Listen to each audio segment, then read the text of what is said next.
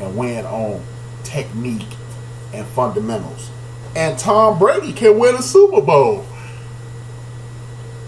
doing exactly what he's doing. But if Sonny Michel don't wake up, Tom Brady ain't winning no Super Bowls, y'all. I don't care if Gronk come back. I don't care if Josh Gordon never get high or drunk again. I don't care if Bill Belichick call the best games in the league. Because if you look at that Miami Dolphin game, which I'm going to talk about right now, if you look at that Miami Dolphins versus Patriot game, on the surface, that was a blowout. Simply because the Miami Dolphins got Ryan Tannehill throwing 11 for 10, and they rushed the ball 18 times. Ryan Tannehill and Brock Osweiler threw the ball 25 times. Those two dudes, anytime you running the ball more with those two clowns, it's a bad situation. You got Brock Osweiler and Ryan Tannehill. If you smash those dudes together and put them in a blender, you could make a good quarterback. One good quarterback out of those two clowns. This dude, Ryan Tannehill, quarterback rating was 47. The best you can get is like 148. His QBR, the best QBR you can get is 100. This dude was 3.5. You talk about not worth 1,000 cookies. Jeez Louise. But back to Tom Brady. Tom Brady was 23 for 35 for 274 yards, 2 interceptions. I don't think Tom Brady got about 4 interceptions this year, 4 to 5 interceptions this season. I think he got 4 to 5 interceptions this season after 4 games. I don't think Tom Brady had 4 interceptions all of last year. He got 4 interceptions this season. Let me look at his stats from last year, man. Tom Brady didn't have 4 interceptions. I think he only like 4 or 6 interceptions all of last year. I'm telling y'all, man, the man is he Wolverine, man. He Logan. He ain't Wolverine no more. But the thing is, when you Tom Brady, you can be Logan.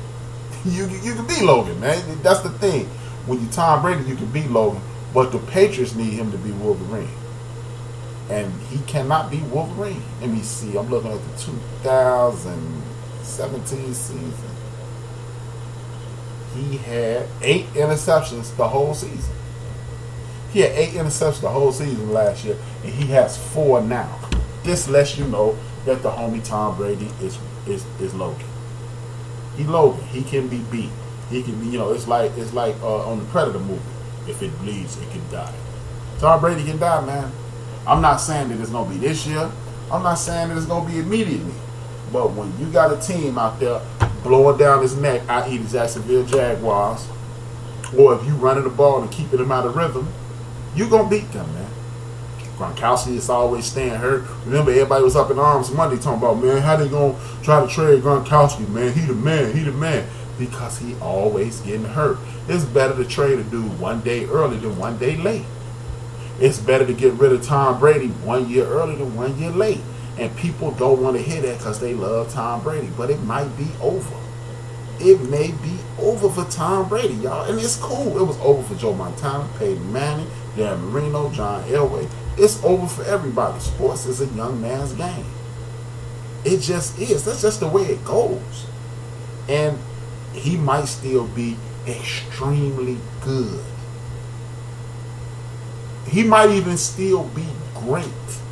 But they need him to be an all-time great. And I don't think he has it anymore. Hopefully, you know what, man? I always root for the best out of every player because I want every game to come down to the wire, like the Raiders and the Browns game, or like the Seahawks and the Cardinals game. I want it to come down to the wire every week. But I don't know if Tom Brady has a come down to the wire in him. I just don't. And if you don't, another guy who I think his come down to the wire is over is Eli Manning. Eli Manning and the New York Football Giants played against the New Orleans Saints this week, and they continue to prove my theory. You got Drew Brees threw the ball 32 times. As a team, they threw the ball 34 times. They also ran the ball 32 times. Alvin Kamara for 19 rushes for 134 yards. He a little dude, but he putting in work. Y'all don't think it's real out here in the field. Eli threw the ball 41 times. They ran the ball 15 times. Why in the hell do you draft somebody that high in the draft and only get 10 touches? You're wasting Odell Beckham. You're wasting Sterling Shepard. You're wasting Saquon Barkley.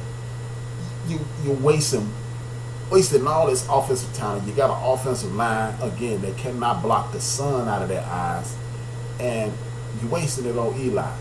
I'm a big time Eli fan, but either Eli needs to go or the coach needs to be fired, because there are plenty of teams that have decent offensive lines or below standard offensive lines like his, and they're not struggling like Eli.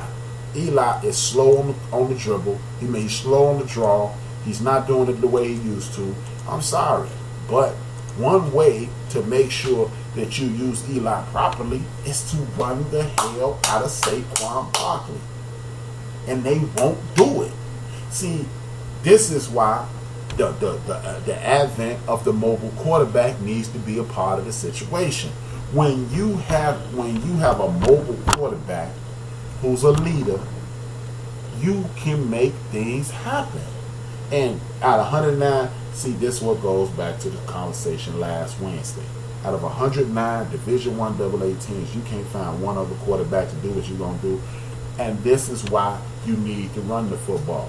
Everybody talking about it's a passing league. If it's a passing league, well, why can't nobody draft none of these dudes who can pass block? If everybody passing, why y'all can't pass block? See, this goes back to the fundamentals of the game. This is a simple game to play.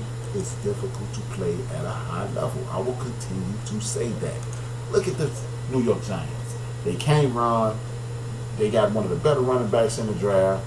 You got a decent quarterback. You got excellent weapons, and they can't get it together. But then we turn to the flip side. Drew Brees slinging the ball all over the field. But guess what? This team goes the way Alvin Kamara goes. You didn't even know Ted Ginn Jr. was on this team, did you?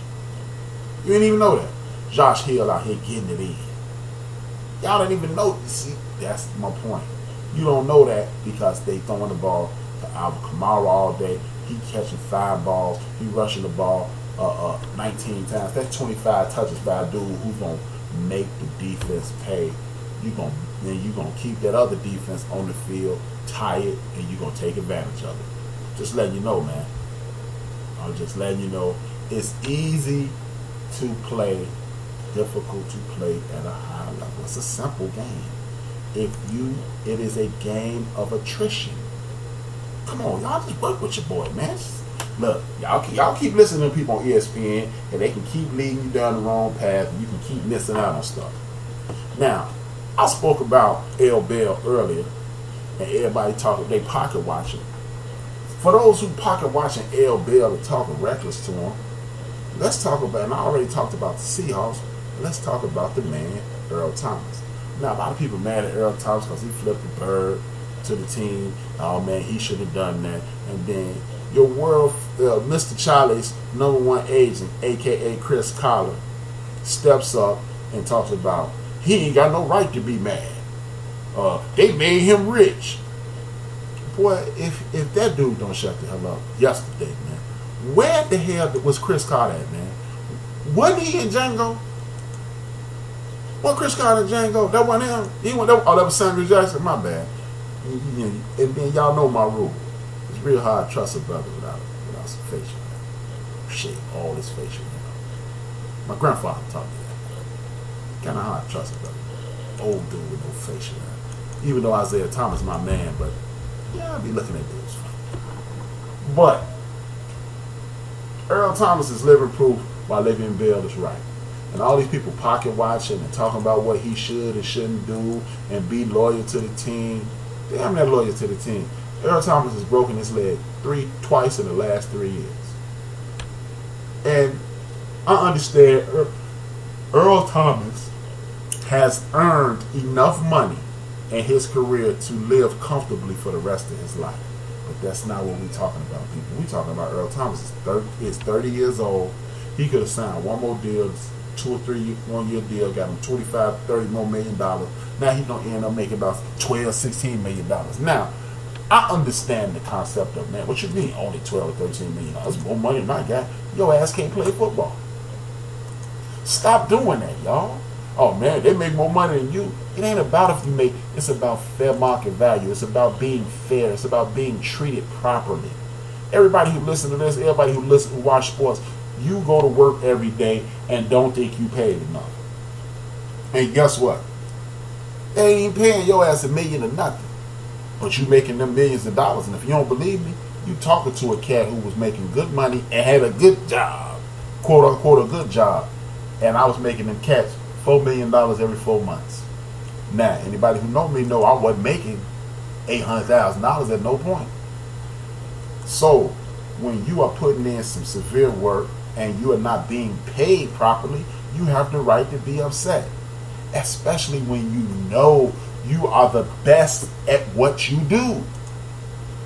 Y'all look at Richard Sherman and Cam Chancellor and Michael Bennett and all those dudes. The reason those dudes were able to play with reckless abandon is because Earl Thomas was behind them saving the day.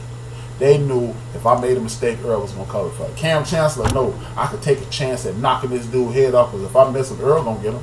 Richard Sherman knew I could jump this route because if I jump this route and they throw it over my head, Earl going to knock dude down. And when you playing like that, you need to be compensated like that. So all those guys like Chris Carter, he ain't have no reason to be mad.